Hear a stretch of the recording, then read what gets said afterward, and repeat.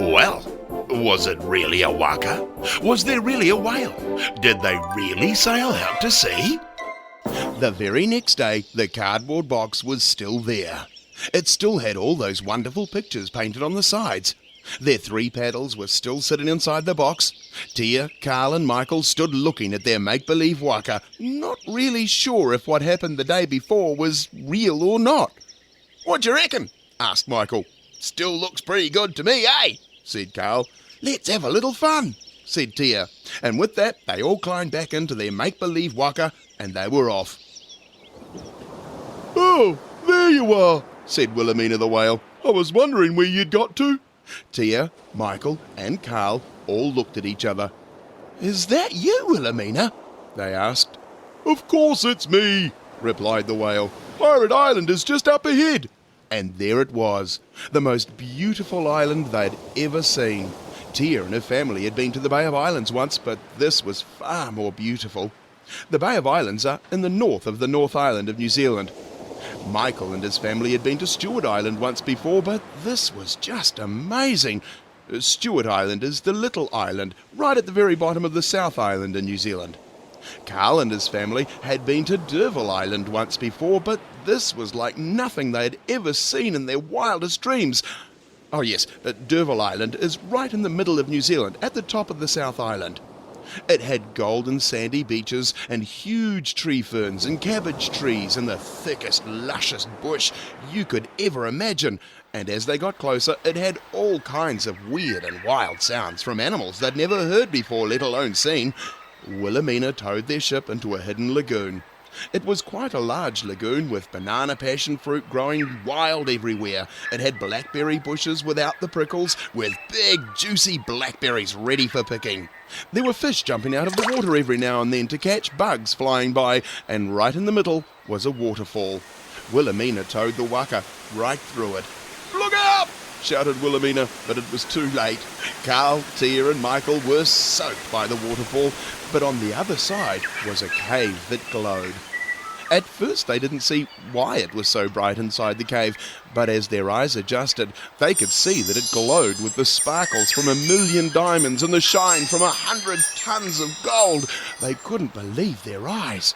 The water lapped little waves onto the shore of pure gold. The diamonds sparkled so brightly it was hard to look at them. "Wow!" said Tia in amazement. "Oh, that," said Wilhelmina the whale casually. "well, that's been there for ages." The whale seemed unimpressed by it all. "We'll never be able to carry all that back in our waka," said Tia. "Oh, you can't take it away," said Wilhelmina the whale. "It belongs to the pirates. This is their island. Pirate Island." Just then, from out of the bush, just to the right of their waka, came a rustle from the bushes. "What was that?" asked Michael. "I'm not sure if I want to know," said Carl. "Let's go have a look," said Tia, and she jumped overboard into the water and swam ashore. She climbed up over a pile of gold to the edge of the bush. Michael and Carl followed. "Wait for us!" Carl shouted. The 2 boys caught up with Tia. "It looks like someone's been here before." Tia was looking down a long, winding track, leading straight into the thick, lush green bush. "We'll be back soon, Wilhelmina," shouted Tia. "Look after our waka while we're gone," shouted Michael. "Maybe I should stay behind and help Wilhelmina look after the waka," said Carl nervously. "Maybe not," said Tia, and they were off.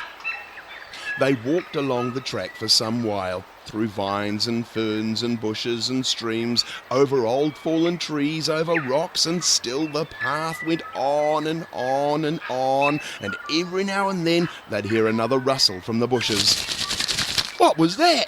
said Carl. They walked even further through the bush. They saw giant kauri trees, bigger than the biggest kauri tree any one of them had ever seen. Not even the twin kauris Tia and her family saw up north once were as big as this. They stretched way up to the sky and disappeared into the clouds, and on they went through the bush.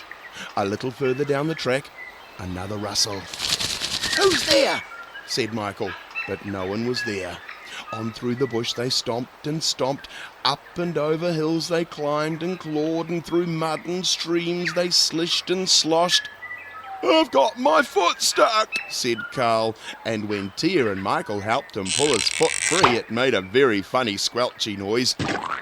They walked and ran and tromped and stomped and climbed and clawed and slished and sloshed and on and on and on they walked. "Are we there yet?" complained Michael. They climbed under and over and up and down and zigged and zagged and even zagged and zigged. "Are we there yet?" complained Carl. It seemed like they'd been walking for hours when Tia said from up in front, "I think we're there now." This was turning out to be one very interesting adventure indeed. Their make-believe waka did manage to sail, and along the way met a talking whale, and as the story is told, they found a mound of gold, and if that weren't enough, they found the going quite rough. At the end of the track they found a very scary-looking bunch of pirates, but not your ordinary, everyday, run-of-the-mill, straight-up-and-down stereotypical pirates that you would normally imagine. No, these were bugs. There was a grasshopper with a pirate hat and a patch over its eye and a sword in its right hand and a hook instead of a left hand and a flea on its shoulder squawking, "Ah! Polly want a cracker! Polly want a cracker! Ah!" There were ladybirds looking not very ladylike at all, belching and burping and yelling and laughing. There were tap-dancing termites, singing sandflies, acrobatic ants, wobbling wetters, glowing worms, all dressed like pirates. Probably because they were pirates. And there was a band. Well, a centipede, actually. Just one, playing a banjo, an accordion, and a mouth organ, all at the same time. And there was a praying mantis with one wooden leg and a long red coat, holding a big rolled-up leaf and singing into it. "I've sailed the 7 seas and saw all there is to see. I've seen the stars at night above, and they've looked down at me. I've seen a whale and a nightingale dancing with a flea. I've seen it all and had a ball. It's a pirate's life for me. Hey ho, away we go, a pirate's life for me. Hey ho, away we go, sailing round the seas. I've seen a donkey ride a man, an elephant climb a tree. I've seen it all and had a ball. It's a pirate's life for me. It was then that the praying mantis pirates saw Tia, Michael, and Carl. The unladylike ladybirds stopped burping and belching and yelling and laughing, the termites stopped tap-dancing, the sandflies stopped singing, and the ants stopped their acrobatics, the wetters stopped wobbling, even the worms stopped glowing, the bush was still, and they all turned to look at our 3 adventurers. "Kia ora, talofa, g'day," said Tia, Carl, and Michael. And the pirate bugs just stared at them. "Carl, your mum's calling you. It's time for your dinner." Carl had to go home. "See you tomorrow, guys." And Carl climbed out of the make-believe waka and ran home. "Suppose I better go home too. It's fish and chips tonight." So Tia and Michael climbed out of their make-believe waka and headed in for tea. A rather interesting turn of events, but were they real? Did they really happen? What will the bug pirates think of Tia, Carl and Michael? Let's all find out next time. Until then, ka kite anō.